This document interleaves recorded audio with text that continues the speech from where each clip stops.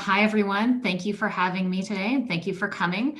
I am thrilled to be here to present the 2020 look back, 2021 legal update, and thanks to DQ for having me.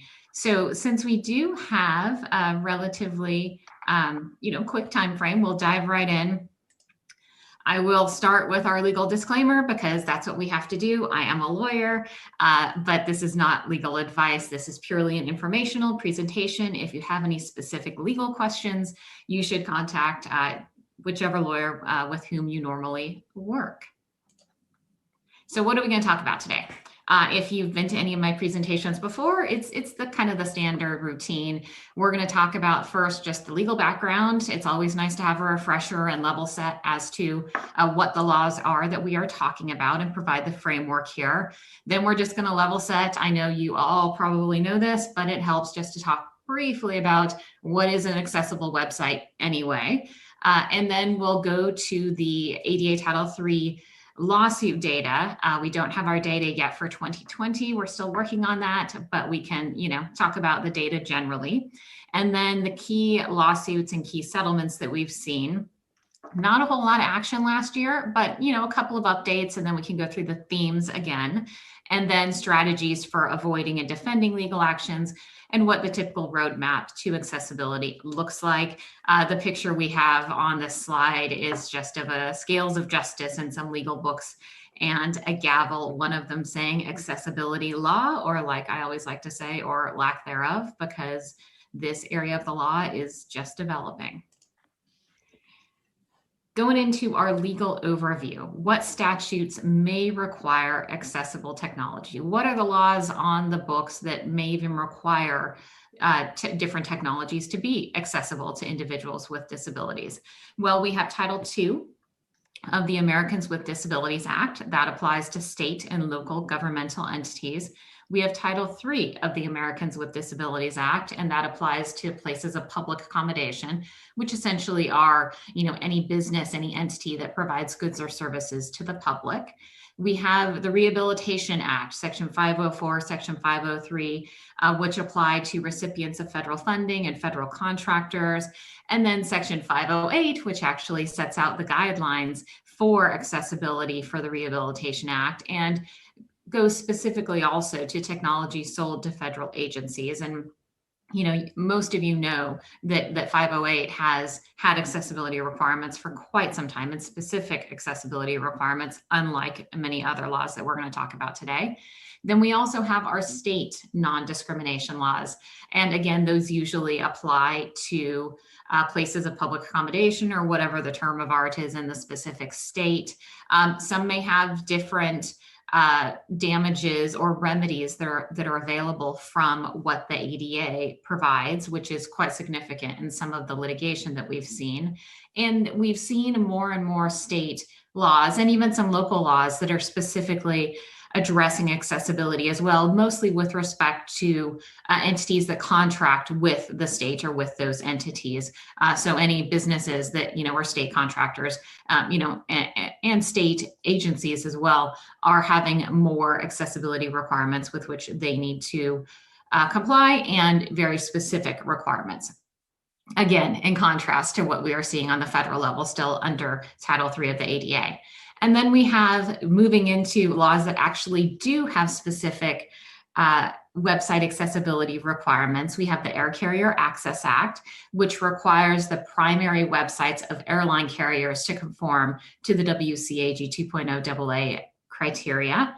And then we have the Affordable Care Act, Section 1557, and the Medicare regulations, which also both essentially require conformance to WCAG 2.0 AA. I always mention those because even though they only apply to specific types of entities, to healthcare entities, to airlines, they are a contrast to the ADA, which does not set a specific standard, which websites must meet, which mobile apps must meet to be considered in compliance with those laws. And that's largely what's led to the proliferation of litigation that we have seen, of lawsuits that we've seen, as we'll talk about in a little bit.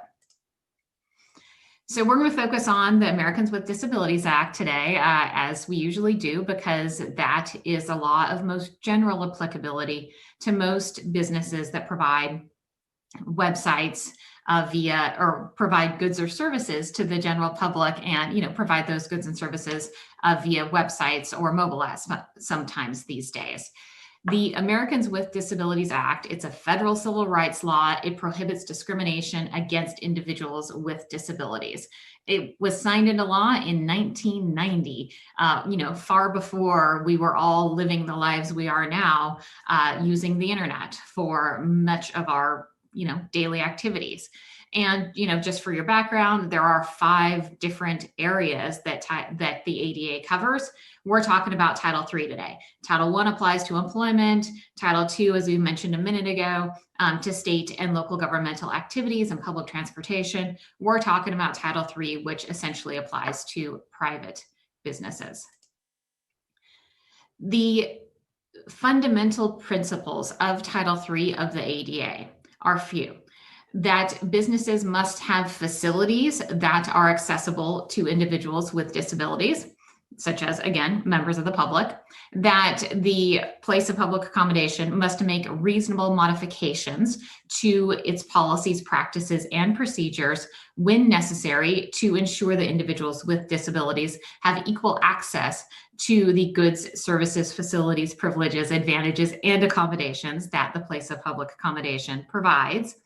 And as we're going to be talking about mostly here today, that the public accommodation ensure effective communication with individuals with disabilities by providing them with auxiliary aids and services, including accessible electronic information technology at no extra charge. So that effective communication provision is the provision upon which most of the lawsuits, most of the plaintiffs, most of the advocates are hanging their hat, because there is no other provision in Title III of the ADA, either in the statute or in the regulations, that says that a website needs to be accessible or that addresses the accessibility of a website or mobile apps. So it is this effective communication provision, and then just the general principle underlying the ADA that the ADA is intended to provide equal access to the goods and services of a public accommodation to individuals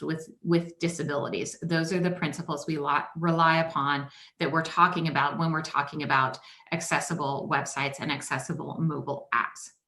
Now, what are the remedies? If you were to get sued for a violation of Title III of the ADA, what would the plaintiff be entitled to potentially recover from the business? In that case, if it is a private plaintiff that is suing the business, they could recover attorney's fees and costs, what they have to pay their attorney, what the costs are in bringing the lawsuit.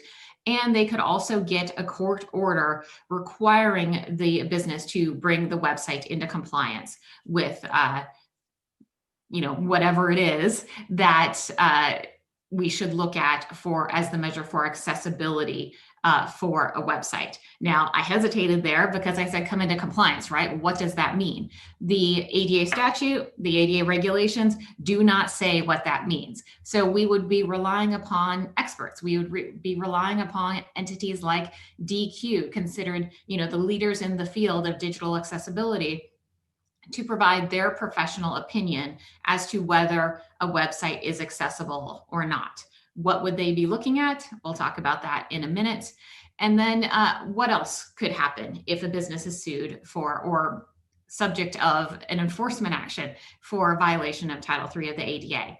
Well, the Department of Justice could bring an enforcement action against the entity, and it could, if it finds that the business did in fact violate the ADA, it could impose penalties up to $96,384 for a first violation and $192,768 for a subsequent violation.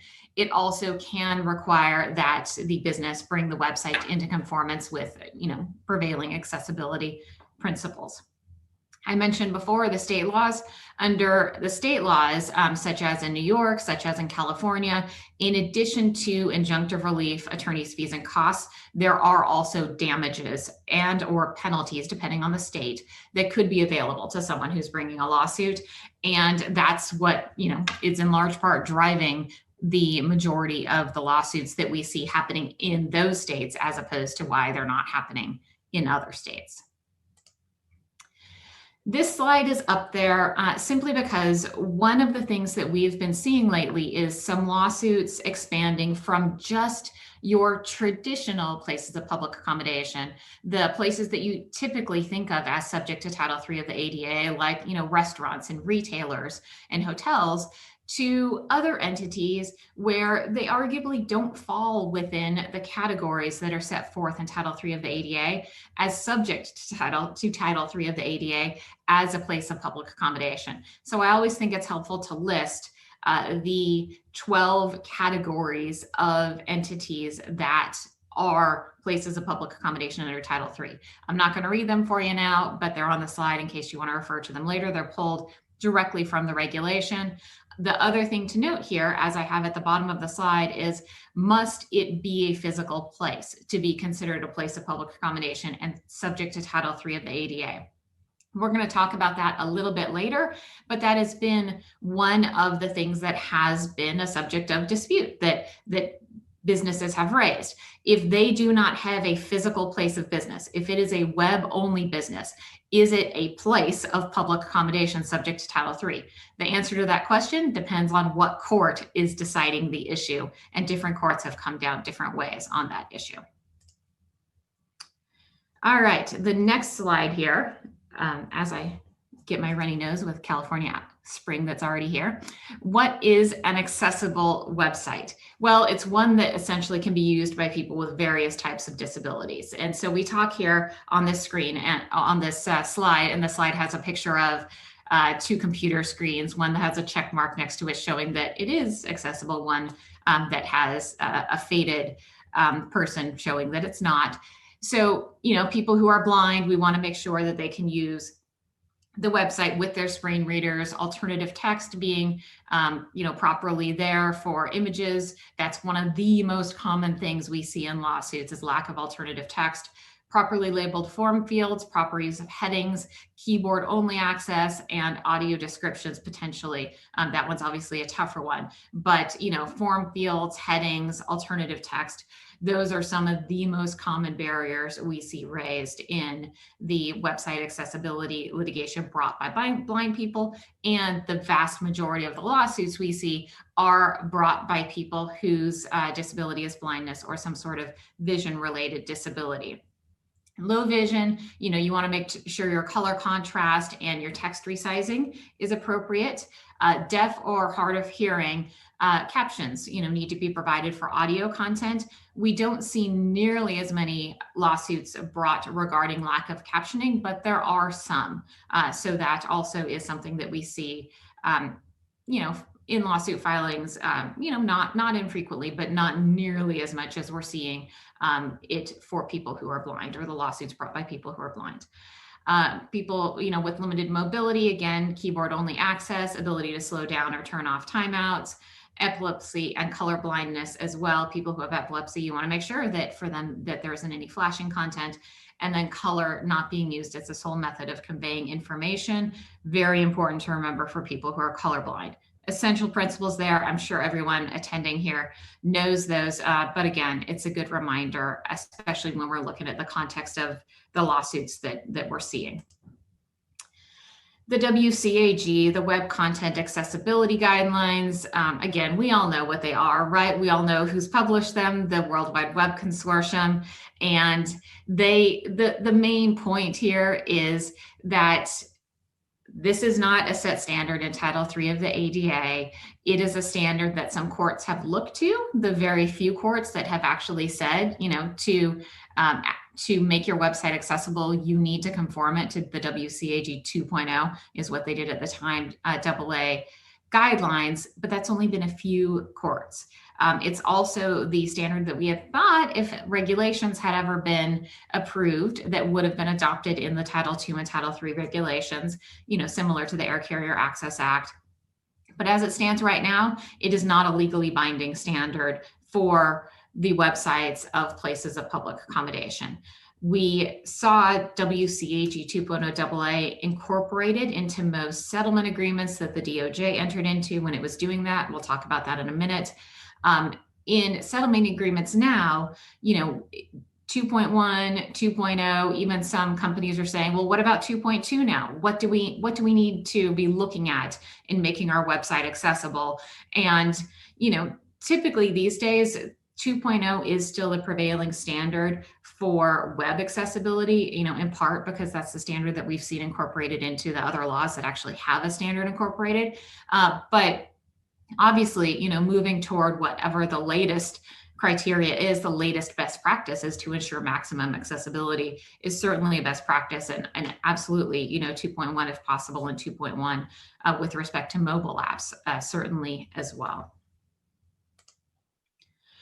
So reviewing history, I know we've done this before, and it's why do we even rehash it again? I think it's becoming relevant again, and it's important to look at where we've been, to look at where we might go in the coming years. So 2010 to 2016, we had the Obama Department of Justice under his administration. Under the Department of Justice then, they had begun the rulemaking process. There was an advanced notice of proposed rulemaking, and then they put out a supplemental advanced notice of proposed rulemaking that would have, if gone through the process fully, would have probably set a standard for website accessibility. It also probably would have given other guidance and potentially even time for businesses to bring their websites, their mobile apps into compliance with whatever standard was set in the regulations, and then answered a whole bunch of other questions that everybody, is wondering about. So we had a lot of hope when that supplemental advance notice of proposed rulemaking issued and the comments period started again near the end of the Obama administration. We thought we might finally see regulations, and then, we didn't. And then the next administration came in and completely withdrew the rulemaking effort. What's going to happen now? I should pause briefly and leave some suspense here because I have a couple of other slides related to this. So while the rulemaking process was going on at a snail's pace, the Obama DOJ's enforcement arm was, going along saying, well, we're going to, enforce actions or pursue enforcement actions against entities that don't have accessible websites or mobile apps. So even though there wasn't a regulation, they were still saying, well, we think that the law already requires that websites be accessible. And in those settlement agreements, like we talked about a minute ago, this is just a sampling of the settlement agreements that were entered into under the Obama DOJ.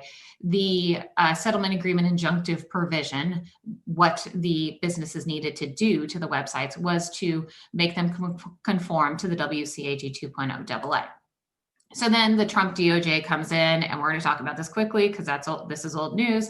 I'll leave this slide for you there. It essentially withdrew the rulemaking effort. It also didn't participate in a whole lot of anything with respect to website accessibility, other than to say, which was significant under Trump, that the ADA does cover websites. And, at the same time, though, there can be flexibility in how to comply with, providing accessibility, making sure that websites are accessible or you're providing effective communication. So quick teaser before we go to the data, Biden administration coming in, as was very much talked about, day one of the Biden administration, there was a new White House website. There was accessibility built in, oh my gosh.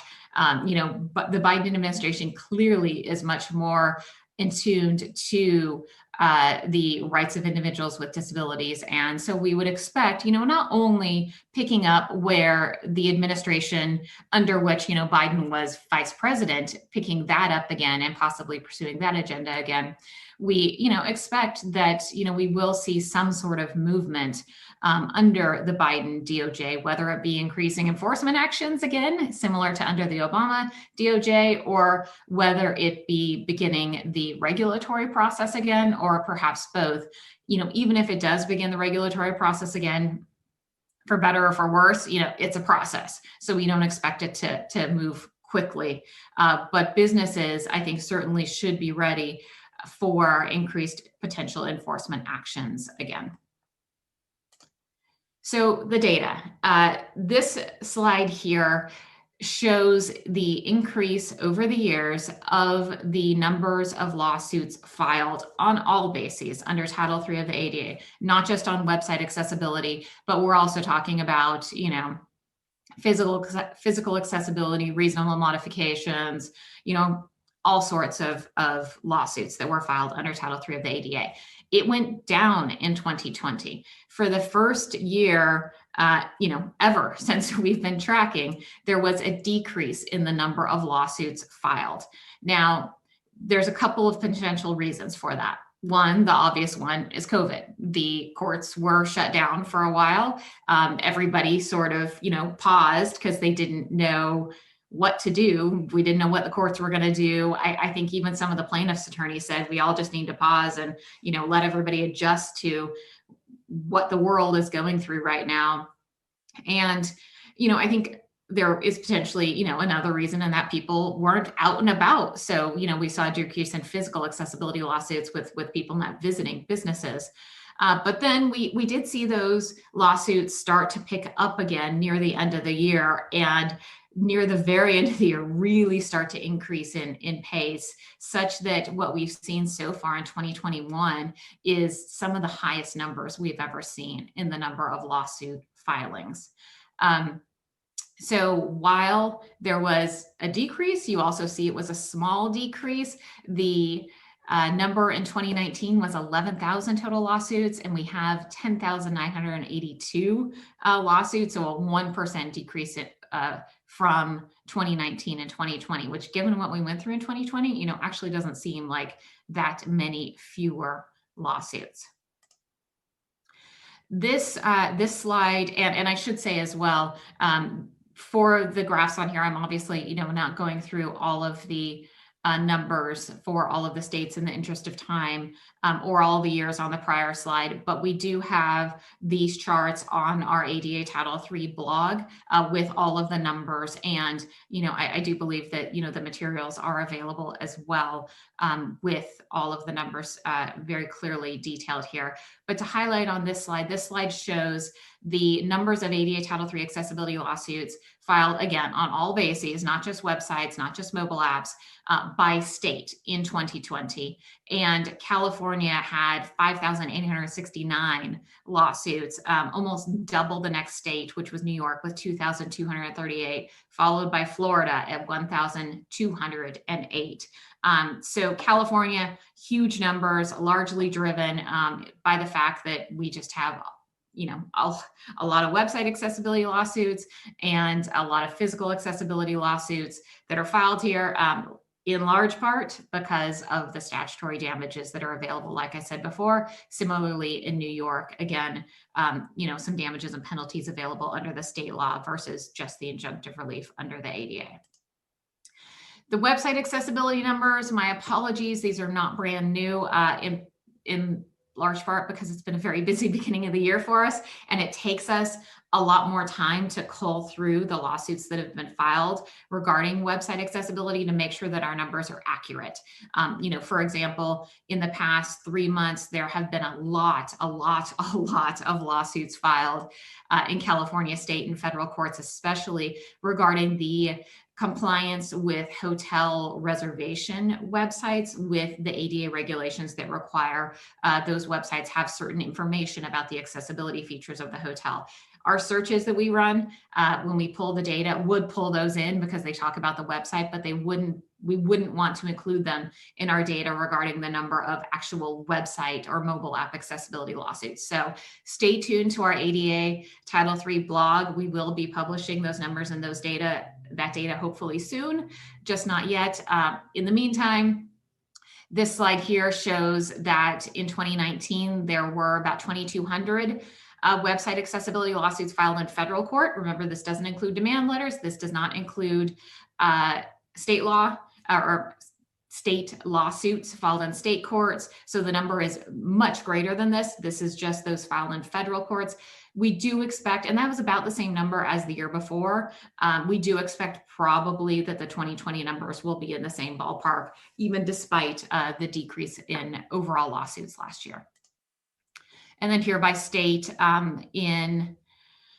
are the 2019 numbers as well. New York, far and above all else, led the pack with 1,354 website accessibility lawsuits in 2019, followed by Florida with 526, and then followed by California with 120. California is fewer here because we see a lot of lawsuits in California filed in state court rather than federal court.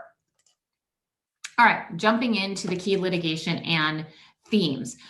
Most of these are cases we have talked about before. I'm talking about them again today because there wasn't a whole lot that happened last year, again, because of COVID and slowing litigation down, but also because, and this is something that I was talking about, I think with Launey, and trying to decide, well, why didn't we see many more decisions before? And her theory, which I think is probably very accurate, is a lot of the theories that upon which motions were filed, motions to dismiss, early dispositive motions over the past couple of years by defendants have been rejected by a lot of courts now. So we had been seeing in the first couple of years of website accessibility litigation that some of the defenses, some of the arguments that defendants were making were that we needed to wait for the Department of Justice to issue regulations, the theory of primary jurisdiction, that the administrative agency charged with enforcing the ADA needs to adopt regulations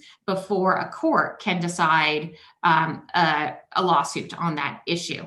Similarly, due process, that it's a violation of a business's due process rights to require it to have an accessible website and potentially even require it to meet some standard for an accessible website without that being in a regulation first. And this first case here we have on this first slide demonstrates how those arguments, really aren't viable anymore. They've been struck down by so many cases, so many courts, but this was a Ninth Circuit case. So, there are multiple district court appeals courts throughout the country, but those courts are the next court before the Supreme Court. So this is one of those decisions that is precedential. We have very few precedential decisions, only in the Ninth Circuit, of course, but it's informative to other courts as well. And the Ninth Circuit in the Robles versus Domino's case said, no, we're not buying your due process and primary jurisdiction grounds because it is our job as courts to interpret ambiguous provisions of the law all the time, or to help fill the gaps that's not in a statute. And there is enough in Title III of the ADA's statutory and regulatory language, like the effective communication, like the equal access provisions, for us to be able to decide a website accessibility lawsuit. The court also held significantly that the ADA applies to websites and that it applies to mobile apps that have a nexus to a physical place. Remember, we talked about the division between courts as to whether the website has to be connected to a physical place of business to be subject to Title III. In the Ninth Circuit, that is the law of the land. It's not the law of the land in some other courts. In some other courts, they say a web-only business can be subject to Title III, but it really depends, again, on what court you're in. And another significant piece of the Domino's holding was that it left open the possibility that telephone service could be an adequate alternative means of effective communication, but that is a very fact-specific inquiry. So it wasn't something that could be decided on a motion to dismiss, an early motion where there hadn't been any fact gathering yet, which is what the status of things were when the case was appealed to the Ninth Circuit and then appealed up to the Supreme Court. Everyone had thought, oh, well, maybe if the Supreme Court takes this case up, we'll get some clarity on what it means to have an accessible website, what businesses need to do to be in compliance with the ADA with respect to their websites. And the Supreme Court said, no, we're not going to decide that case. So went back down to the Ninth Circuit in the court below to progress with the case. The next slide here talks about some of the very few cases that we have that actually have given us guidance on the merits. It is important to note that, again, the cases that we have that have decisions on the merits versus just some procedural issue that doesn't really relate to the substantive subject matter are very, very few. And they also are very court specific. None of these are from the Supreme Court or a state Supreme Court, and even, a federal court of appeals like the Domino's case we just saw. But they are informative, and sometimes courts look to what other courts have done, even though they don't necessarily have to follow those prior decisions. So these two cases here, I mean, look, it's 2017, 2018. We're hoping that we'll get a decision on the appeal in the Gill versus Winn-Dixie case this year, but we've been waiting since 2017 for a decision on the appeal. The Gill versus Winn-Dixie case was super significant for the fact that it was really one of the very first decisions we saw. It was out of a federal court. It was actually a trial verdict, even though it was just a bench trial, not a jury trial. And because of the remedies that the court ordered, this is far beyond what any other court has ordered in a website accessibility case. And the remedies were that the website be made accessible, that it be made accessible in accordance with the WCAG 2.0 AA criteria, training for employees on website accessibility, requiring third-party content to be accessible from the theory that, well, Winn-Dixie grocery store, you're, bringing third-party content onto your website, you should be able to tell that third-party content provider, you have to provide accessible content or we're not going to use you. That is a topic that really hadn't been addressed before by any court. And it was something we were hoping the DOJ would address in regulations. So for now, this case is really the only thing we have to look to with respect to any authority on third-party content. A web accessibility policy, the court ordered that Winn-Dixie would have to adopt one, and then the fees and costs that Winn-Dixie needed to pay the plaintiff, $100,000 here, which is actually quite low for a case being litigated to trial. It went to trial pretty quickly. Gomez versus GNC was from the Southern District of Florida from 2018. In that one, summary judgment was granted for the plaintiff on the merits, and summary judgment is when the parties submit briefs to the court, and the court decides the issues based on the undisputed facts that are set forth in the briefs, where the parties are saying they're saying, court, you can decide this case without going all the way to a trial because we can present these papers to you with these undisputed facts, and based on them, one or the other parties wins. The plaintiff won in this case.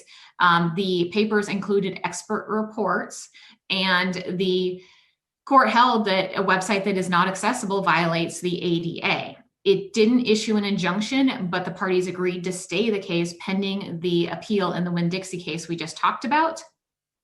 And I'm sorry, the recent development isn't so recent anymore, but GNC declared bankruptcy, which had some impact on this case as well. The lesson learned from this case, though, is to be very careful about who you use as your expert in a case, because it can make or break the case for you. In California, we've had a couple of substantive decisions here as well. The most significant one here is the Thurston versus Midvale case, in part because it was actually appealed on, it was affirmed on appeal. So it's a decision from a higher court, not just a trial court. And here it was in favor of the plaintiff, and the appeals court affirmed that and said that an inaccessible website can violate the California UNRRA Act. And that is the act that affords a plaintiff either actual damages or statutory damages in the amount of $4,000 per occurrence. And that's what the court ordered the defendant to order or to pay, was $4,000 in statutory damages, plus obviously fees and costs as well to the plaintiff's attorney, plus, you know, the defendant would have to pay their own attorney's fees as well. They also ordered the restaurant to conform the website to WCAG 2.0 AA. And the court found that that standard is not overbroad or uncertain, which is something that a lot of defendants had argued in cases. The court also held that websites with a physical nexus are subject to Title III of the ADA. That's consistent with the Ninth Circuit rule that we talked about. Some plaintiffs argue that no, really the law in California state courts is that web-only businesses can be subject to not Title III, to the UNRRA Act. Under the White versus Square case, which was not a website accessibility case, but they do cite to that for that principle. This case talked about third-party content also. So we talked about Winn-Dixie being really the only case on third-party content, but this is a state case, so it'd be limited to California and really limited to the district in which this case came from. The alternate effective communication argument, whether telephone is sufficient, like we talked about in the Domino's case, here the court said that it would not be an effective alternative form of communication because the telephone and email were only available during the restaurant hours of operation, whereas the website is available all the time. And there were also some other California cases like the Davis versus BMI B&D Travelware case, in which summary judgment was also granted against the defendant retailer for not having an accessible website. So that's about the totality of these substantive decisions we have. The rest that I'm going to go through right now are either some of the procedural arguments or just other informative points. And we do have a couple of cases from this year or last year. So this one is from the Southern District of Indiana. We do not see many cases come out of there at all in the way of website accessibility. And it just issued in January of this year. In that case, it was a motion for default judgment. So that means that the defendant didn't appear in the case. And the plaintiff said, hey, the defendant's not coming to defend itself. So judge, you get to enter judgment in favor of me, the plaintiff. So it's important to remember that context because it means that the defendant had done nothing to try to defend itself. In that context, the court found the allegations of the complaint, since that's all there was at issue there, were sufficient to state a claim against a web-only business, and it followed the Seventh Circuit guidance that web-only businesses can be subject to Title III. It ordered the defendant to bring the website into compliance with the ADA and its implementing regulations within 90 days, and said that failure to achieve that would result in a permanent shutdown of the offending website, which seems, it's more extreme than anything else we've seen. And then the other thing that was interesting was, and this is something that we have seen in some complaints, the plaintiff requesting a whole lot of stuff be done. And here the court said, no, I'm not going to order any of that other stuff. I'm not going to order that the defendant conform to the WCAG. I'm not going to allow the plaintiff to monitor defendant's compliance and get paid for it. I'm not going to mandate the defendant retain a specific consultant or the defendant adopt any policies or practices that go beyond compliance with the ADA. So that was something. I'm running out of time here, so I'm going to speed up a little bit. We have talked about DOT versus Scandinavian Airline System case multiple times. I find this case fascinating. It's not under Title III of the ADA, it's under the Air Carrier Access Act, but I always bring it up because it addressed two principles. Number one, the secondary accessible website, which is expressly prohibited under the Air Carrier Access Act, not addressed under the ADA, obviously, but it is a separate but equal point that plaintiffs and advocates make very often. I have not heard companies saying, well, can we just have a separate accessible website very often anymore? I used to hear it sometimes, but it's an important point to make that it's definitely not a good idea. And then also, taking care with widget or overlay products. And that's all I'm going to say about that right now. Physical nexus cases, I have them here on the slide. I think you all have the materials available to you, so I'm not going to go through them. We've already talked about the point anyway, that, do you have to have a connection to a physical place of business to be subject to Title III of the ADA? It depends on what court you are in. There were two cases at least last year that came out on this point, and I have one here out of California, the Martinez versus San Diego Credit Union case, where the Court of Appeals, so this is a second California Court of Appeals to have this holding in addition to the Thurston case we talked about before, that websites with a nexus to a physical place of business where customers go are subject to Title III and subject to the UNRRA Act. This one was significant also, though, because it overturned the trial court, which had held the opposite. Okay, so mootness cases. These are important because people always ask, well, if we fix the website, will that make the lawsuit go away? And again, this depends on the court you're in, and it also, and sometimes even the judge you have, and it also depends on what the status of the website is and what the status of your compliance program is. So in some cases, like in the Hooters case mentioned here, the defendant was only in the process of making the website accessible. So the court there said that it was not moot. In other words, the mootness argument goes that under the ADA, you can only recover injunctive relief.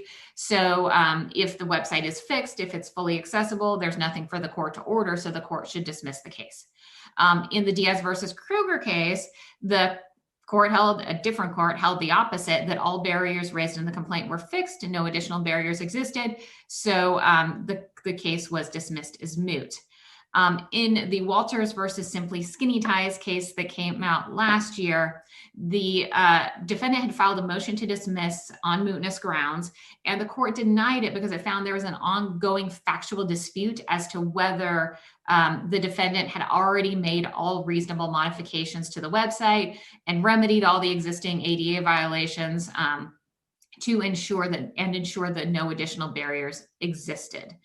In the Hilton versus Rizzi case, the court found that a blind person could use a screen reader to find a hotel and to make a reservation on the website. In other words, he could use the website. It was accessible, and there was a declaration submitted supporting this from a reputable digital accessibility consultant that made all the difference.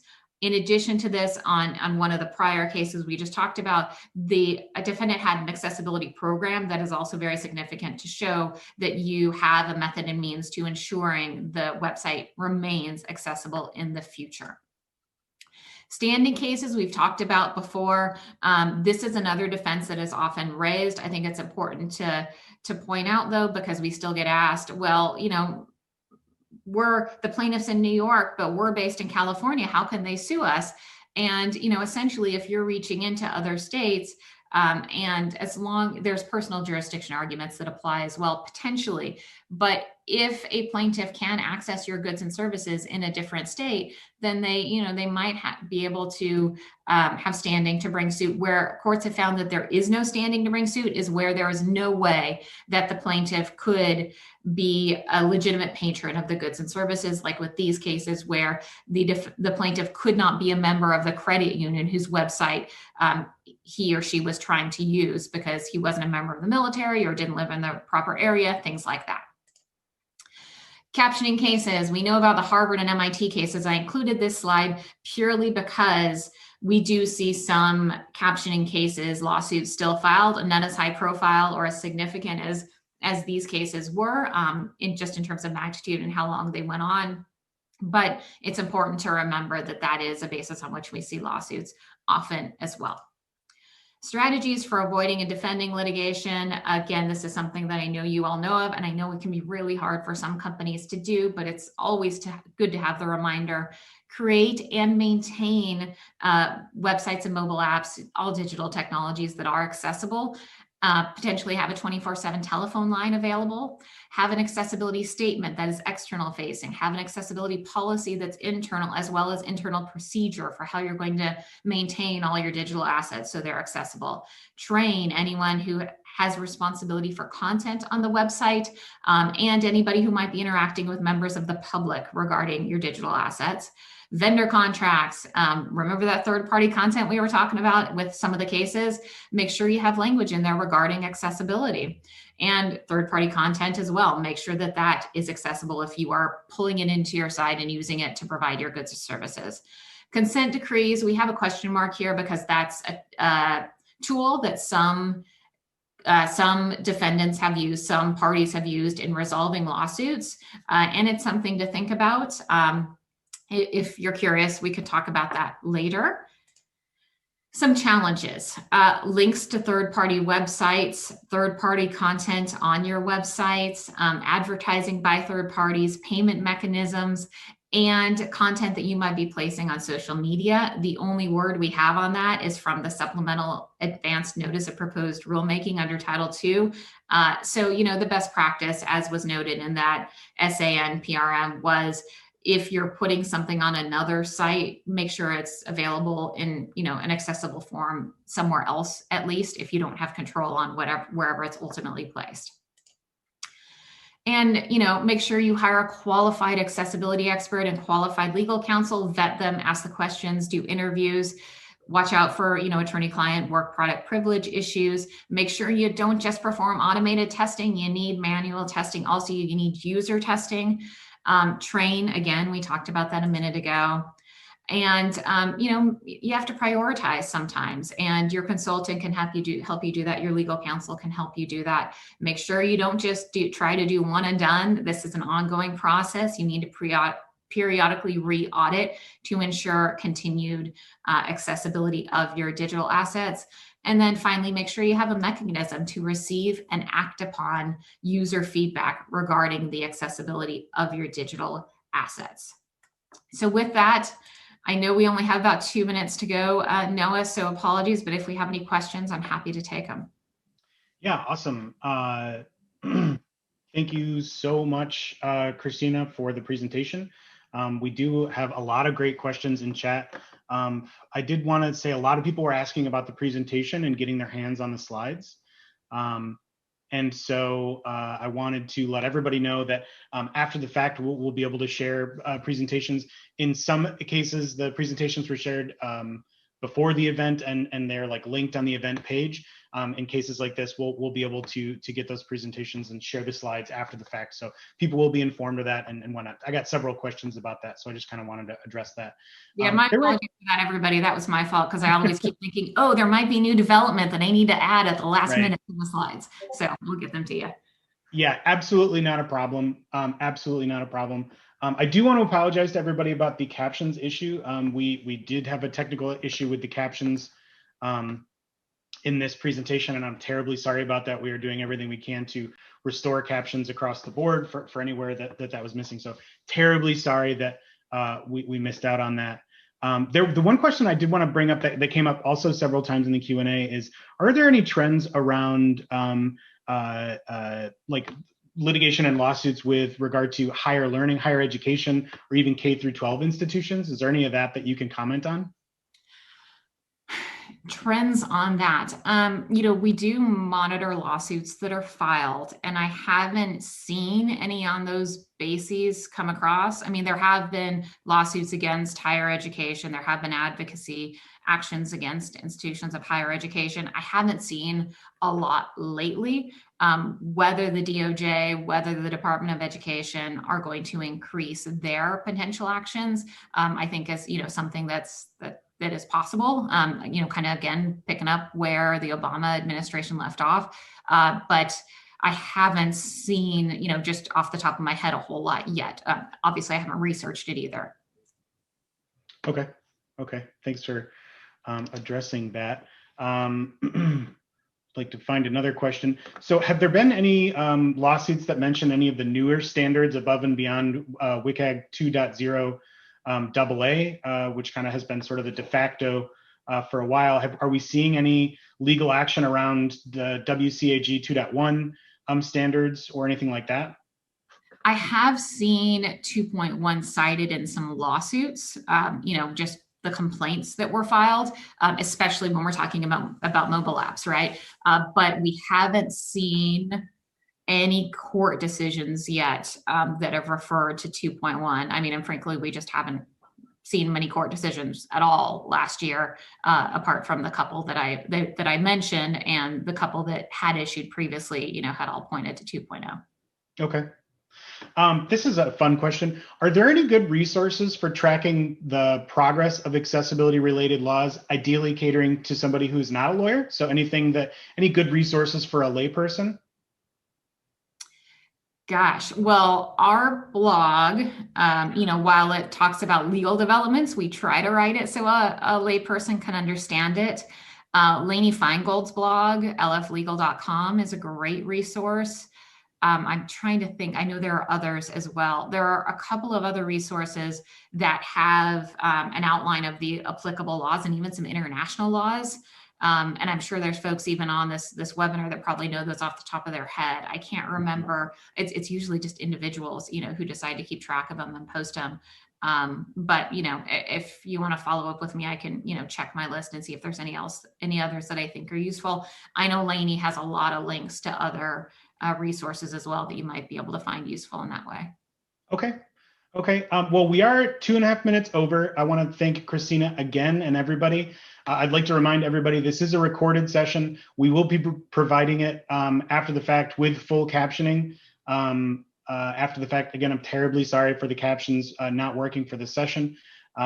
So yeah, thanks to everybody for your Q&A. Kristina, thank you so much for your time and your knowledge.